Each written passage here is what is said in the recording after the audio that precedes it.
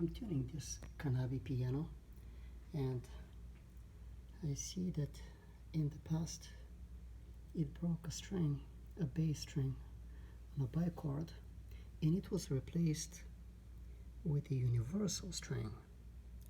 And I really don't like the universal strings because they can never match the tone quality of the original one. I'm gonna demonstrate to you how different it sounds.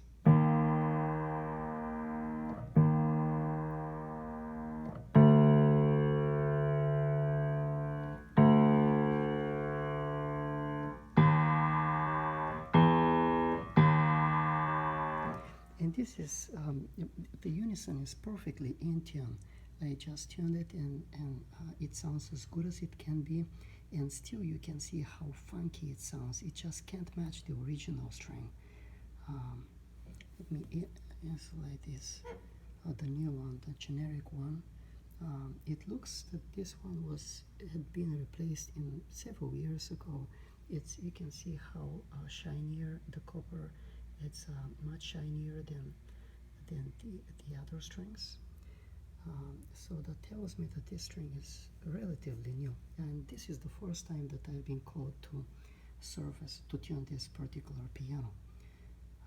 Okay, so here is the old original string, and here is the newer one.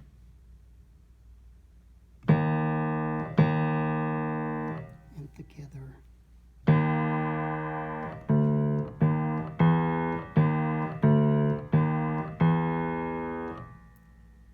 And I'm gonna go back to the tail of the piano, and I'm gonna show you how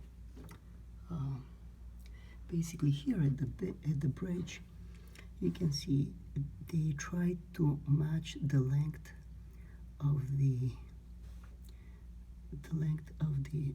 winding, the copper winding. So whoever installed the string, they removed some of the excess, and they matched it pretty well.